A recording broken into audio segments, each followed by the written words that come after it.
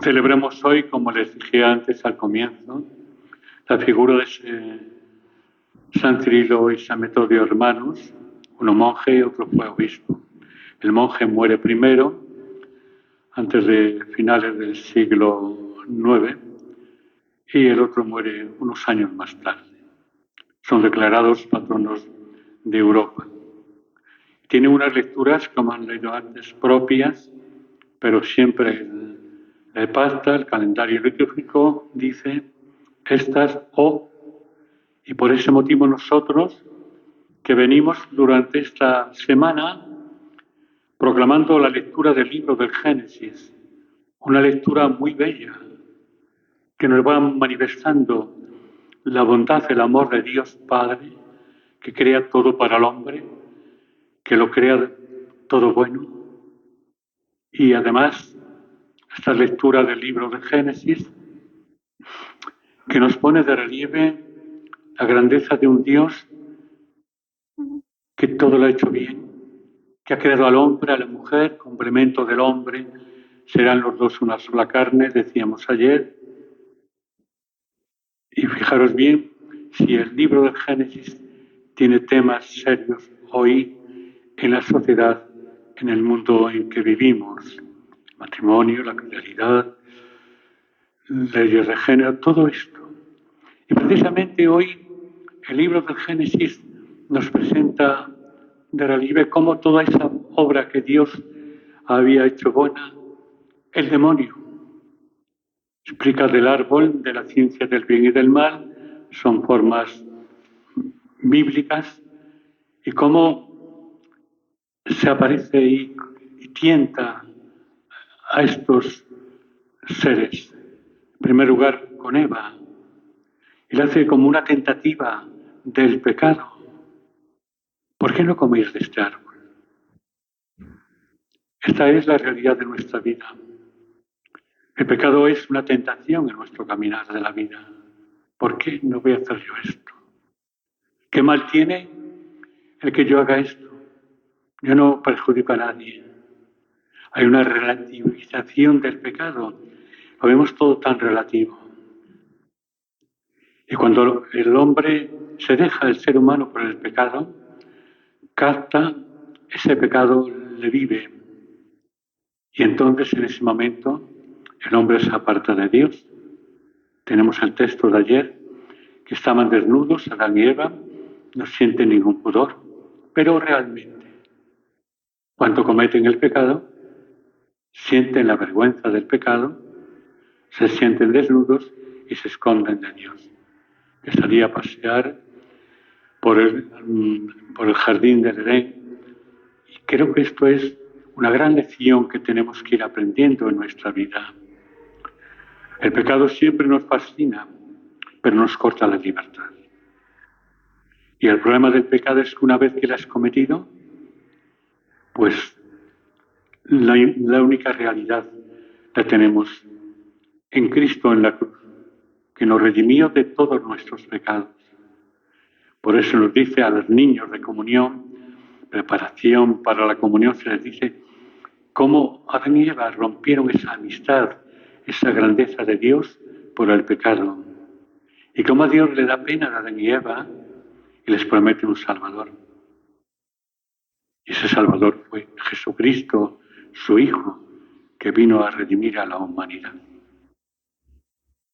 Y perdieron el paraíso. ¿Os acordáis que en los funerales se cantaba antiguamente in paradisum, en latín? Realmente pierden el paraíso. Pero Dios de nuevo les abre el camino, las puertas al paraíso, con este Hijo, Cristo el Señor, que le redime y de nuevo recupera la dignidad de criaturas creadas a imagen y semejanza de Dios. Por eso esta lectura es muy importante. Hoy vivimos un momento difícil donde todo el mundo se siente dueño de Dios, se siente dueño del pecado. ¿Por qué yo no? ¿Por qué tú no vas a abortar si tú eres libre, una mujer libre? Sí, y mi vida sí. ¿Y la otra vida que está dentro?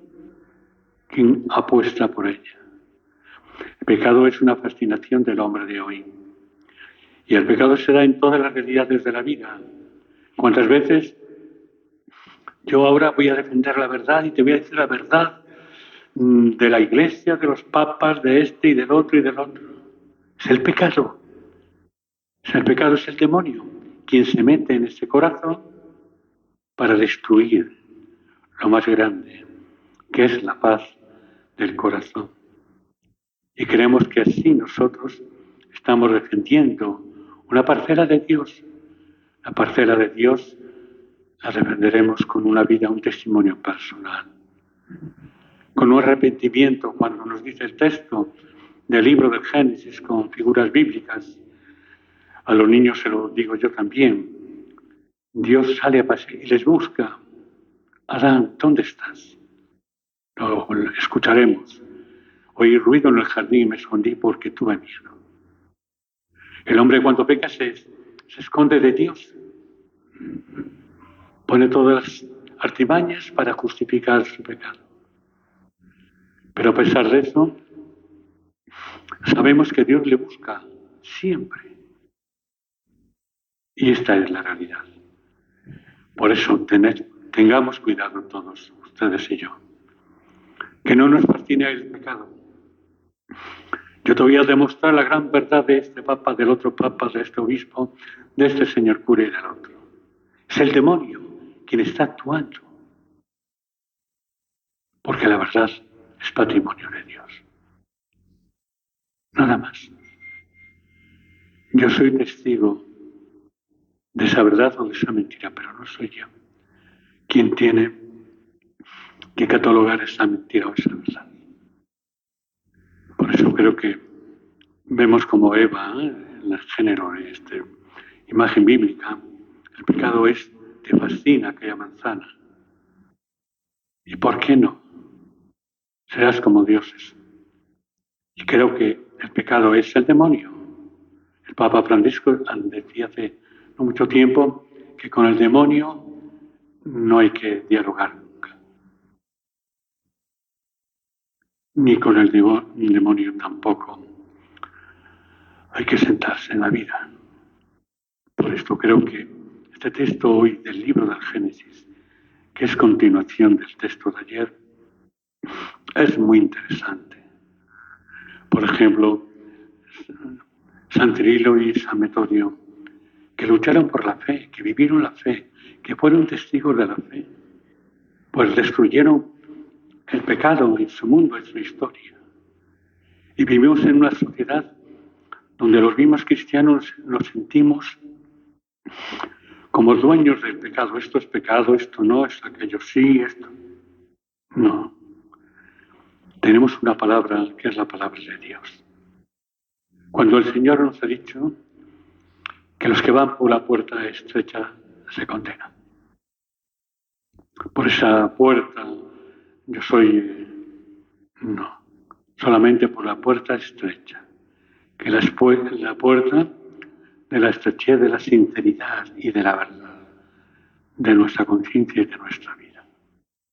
Creo que es muy urgente en este momento tomar conciencia que en una sociedad que ha borrado la línea divisoria del bien y del mal, cada uno se monta su cirio, su Dios, su Virgen, su Cristo, su moral. Siempre el pecado empieza así, el demonio. ¿Por qué va a ser pecado esto? ¿Qué tiene que ver? Creo que tened cuidado, que nadie nos engañe, el demonio que está siempre ahí alerta. Te voy a decir la verdad de la Iglesia de Cristo, la verdad de los papas de la Iglesia, de este señor cura, del otro obispo. No, Señor.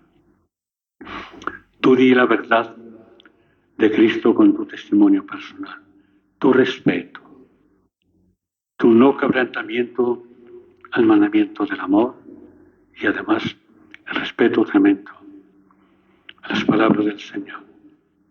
Un mandamiento nuevo, todo esto. Esto lo olvidamos. Por eso decíamos antes al Señor que abra, Señor, nuestro corazón para que aceptemos la palabra de tu Hijo. no la palabra de cualquier charlatán de turno a través de los medios sociales.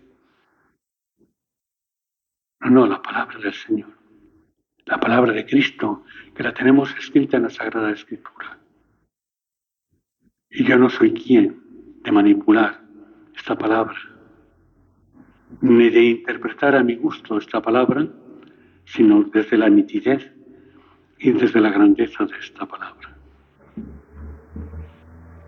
Tenemos, por ejemplo, el Evangelio de hoy, que esto no es una homilía, es una reflexión de San Marcos, donde el Señor cura a un sordo mudo cuando él le piden y le cura Efeta, esto es ábrete, le mete los dedos en los oídos y saliva en la lengua.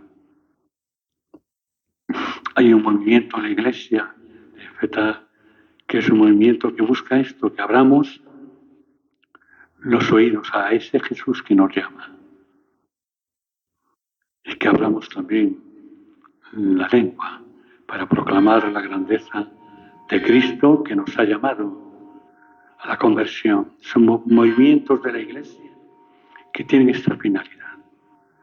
Pues que hoy nosotros, a la luz de estos textos, nos sintamos interpelados, que nunca nos tengamos que esconder de Dios si tenemos una conciencia como Dios manda. Como se escondieron de Dios Adán y Eva. ¿Por qué? Dicen ellos. Adán, porque estaba desnudo y me dio miedo. Antes estuvieron desnudos y no sentían pudor. Es el pecado quien te descubre a veces tus miserias humanas. El pecado se comete con facilidad. Pero después, cuando has cometido el pecado, el mismo demonio, te abre los sentidos para el remordimiento, para decir lo que has hecho en tu vida. Y el texto del Evangelio de hoy, que además de este, el que toca en el cuarto libro del tiempo, de San Cirilo y San Metodio, nos habla de cómo el Señor pide: la mies es abundante, rogad pues al dueño de la mies, que es Cristo, que mande obreros a su mies. Muchas veces este texto le coge a la gente como diciendo que hay pocos curas. No, hay pocos cristianos, que es distinto. Y cada creyente tenemos la misión de anunciar el Evangelio con nuestra propia vida, exentos de ser embajadores del diablo, del demonio.